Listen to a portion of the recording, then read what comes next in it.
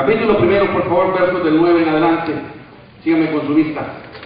Y se levantó Ana después de que hubo comido y bebido en Silo, y mientras el sacerdote Elí estaba sentado en una silla junto a un pilar del templo de Jehová, ella con amargura de alma oró a Jehová y lloró abundantemente, e hizo voto, diciendo: Jehová de los ejércitos, si te dignares mirar a la aflicción de tu sierva, y te acordares de mí, y no te olvidares de tu sierva, sino que dieres a tu sierva un hijo varón, yo lo dedicaré a Jehová todos los días de su vida, y no pasará navaja sobre su cabeza. Mientras ella oraba largamente delante de Jehová, Elí estaba observando la boca de ella. Pero Ana hablaba en su corazón, y solamente se movían sus labios, y su voz no se oía. Y Elí la tuvo por ebria o borracha. Entonces le dijo Elí: ¿hasta cuándo estarás ebria? Dirige tu vino. Y Ana le respondió diciendo: no, señor mío, yo soy una mujer atribulada de espíritu. No he bebido vino ni sidra, sino que he derramado mi alma delante de Jehová. No tengas a tu sierva por una mujer impía, porque por la magnitud de mis congojas y de mi aflicción he hablado hasta ahora. Elí respondió y dijo: ve en paz, y el Dios de Israel te otorgue la petición que le has hecho. Y ella dijo: halle tu sierva gracia delante de tus ojos. Y se fue la mujer por su camino y comió y no estuvo más triste. Usted me ha escuchado a mí decir en distintas ocasiones, y lo sostengo, que si hay una oración que llega hasta el trono de Dios, es la oración de una madre. Hermano o hermana, esa oración llega hasta lo más profundo del trono de la gracia de Dios. Y cosa interesante, escuchaba al Dr. Steiner en una de sus predicaciones, y él lo primero que dice en su predicación es: no hay oración más linda ni más poderosa que la oración que una madre levanta delante de Dios. Dije: vaya, por fin alguien está conmigo. Por lo menos alguien famoso y que sabe lo que está diciendo, viene a corroborar lo que yo siempre he creído. No hay oración más pura, más linda que aquella que brota de un corazón de una mujer pidiendo por sus hijos. Ana no era madre, pero está pidiendo por su hijo. ¿Puedo entender? Ana no tiene su hijo, pero está pidiendo por su hijo. Está pidiendo por aquel que podía llegar a ser su hijo. Usted no se canse de pedir por aquel que ya es su hijo. Si algo Dios puede hacer, Dios lo va a hacer. Si algo usted le está pidiendo con todo su corazón, siga pidiendo, siga creyendo, porque aquí dice que el sacerdote le dijo: Dios, el Dios de Israel, conceda la petición de tu corazón. El libro de los Salmos dice: deleítate a sí mismo en Jehová y Él concederá las peticiones de tu corazón. Usted quiere ser escuchada por Dios, no pierda el gozo de Dios en su corazón.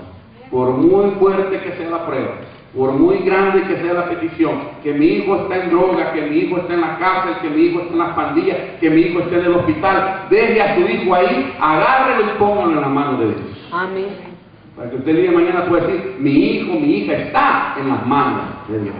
No en una cama, no en una celda, no en una pandilla, en las manos de Dios. Pero todavía está ahí, sí, pero ya lo puse yo en las manos de Dios, y las manos de Dios son tan poderosas que lo pueden arrebatar de ese lugar. Y lo pueden hacer una persona nueva, una criatura nueva, porque la Biblia dice que si alguno está en Cristo, nueva criatura es. Amén. Podemos obtener ese regalo, hermana. No se canse de pedir por sus hijos. El único consejo que yo le voy a dar esta mañana: no se canse de pedir por sus hijos. Porque Dios, que es Padre, entiende el corazón de una madre. Porque Dios, que es poderoso, podrá contestar cualquiera que sea tu petición si te estás deleitando en la fe que has depositado en su gloria. No dejes de orar, porque cuando Ana oró, una cosa interesante, ella está orando y el sacerdote viendo. Debería ser al revés: el sacerdote está orando y la mujer observando, pero aquí al revés. Porque cuando hay necesidad en nuestro corazón, nada importa. Nada importa más que derramar nuestro corazón delante de Dios. Amén. Mi hermano, si a usted le da pena levantar sus manos en la iglesia para adorar al Señor, que a usted le da pena gritarle al Señor, va a llegar una necesidad, va a llegar un problema que te va a obligar a levantar tus manos delante de Dios. Que te va a obligar a clamar delante de Dios para que perdas la pena. Por eso es mejor alabarlo cuando no tenemos el problema, para que no llegue el problema. Aleluya. Porque estamos acostumbrados a orar por el problema. Hermanos, oremos porque no llegue el problema. Hay que aprender a tener oraciones porque eviten que llegue el problema a nuestro ser. ¿Me estoy dando a entender? Amén. Oraciones preventivas, dice la palabra, donde podamos orar para que aquello no suceda. Como cuando usted va a salir del viaje. Si usted se pone en las manos de Dios, ¿qué está haciendo? Previniendo, Señor, en tus manos estamos, líbranos de accidentes, líbranos de tropiezos. Está previniendo en el camino. De igual manera, Señor, líbrame del catarro, líbrame del flu ese que anda dando, líbrame de esto otro, Señor, líbrame de todo. Póngase en las manos de Dios. Amén, amén. De eso se trata. Y nunca deje de orar por sus hijos. Sus hijos son su responsabilidad y son su privilegio. Por muchos problemas que den. Porque usted me ve aquí, a mí ahora, aquí de traje, así bien bonito y toda la cosa. Pero yo fui la oveja negra de mi familia. Yo fui la oveja negra de mi familia. El borracho de la casa era yo. El fumador de la casa era yo. El trasnochador de la casa era yo. El malcriado de la familia era yo. El vago de la familia era yo. Yo me fui 3 veces de mi casa. 3 veces. Según yo, ya nunca jamás iba a regresar. ¿Cómo no? ¿Cómo no? La última vez que andaba con una de mis loqueras, estaba en la frontera. Mire cómo se llama la frontera, se llama Carsucia. Y ahí hay un rillito, yo decía, ¿por qué no le lavan la cara así? Pero bueno, llegué a esa frontera con Guatemala.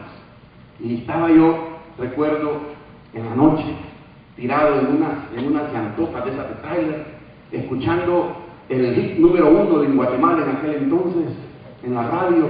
Era un hit tremendo que decía, que le mate el pollo, que le mate el pollo. Nunca se me vuelve a olvidar eso. Que quería toda la canción, que le mate el pollo, que le mate el pollo. Toda la noche pasaba escuchando eso. Y yo recuerdo estaba tirado en la misma llanta y pasó un campesino y se me queda viendo. Me dice, vos, patojo, ¿qué estás haciendo aquí? Yo, tratando de dormir. Aquí te va a volar la cabeza. Aquí todo el mundo anda con su machete, me dice, aquí ya uno borracho en la fila, y se agarra, está todo parejo. De verdad, le dije, sí, me dijo. Me dije, vámonos por mi casa. Y estaba con otro compañero, loco igual que yo. Y nos vamos con él. Y sí, nos llevó ahí entre el caminito, entre la milpa, y ya llegamos a una chocita, y ya tocó la puerta, y abrió su mujer, y ya nos recibió, nos dieron un rinconcito, nos acostaron ahí, un petatito que había por ahí, y nos dieron una mantita y nos tapamos. Y al día siguiente, ya tempranito, ya estaba torteando, echando las tortillitas para comer, y nos hace la pregunta del millón, que todo el mundo hace, ¿no? ¿Y qué andan haciendo ustedes por ahí? Tan jovencitos, ¿qué andan haciendo? Y uno, por quedar bien con la gente, hace quedar mal a otro. Y yo, para librarme, le digo, es que mi mamá no me quiere. Es la mentira de siempre. Es que mi mamá no me quiere. ¿No te quiere tu mamá? Me dice, no, mi mamá no me quiere. ¿Te regaña? Sí, me regaña mucho, le digo a la señora, me regaña mucho. Entonces se me queda viendo la señora en su humildad, en todo lo que quiera. Se me queda viendo y me dice, mira, patojo, me dice, y si no le aguantas a tu mamá, ¿a quién le vas a aguantar? ¿Se fueron las palabras del Señor? Y si no le aguantas a tu mamá, ¿a quién le vas a aguantar? Mire que ¡ping! Me hizo a mí el cerebro usted. El poquito cerebro que tenía todavía entonces me resonó. Me levanté, agarré el petate y después lo solté porque no era mío, me acordé que no era lo que era. Solté el petate. Nos comimos los frijolitos que nos había y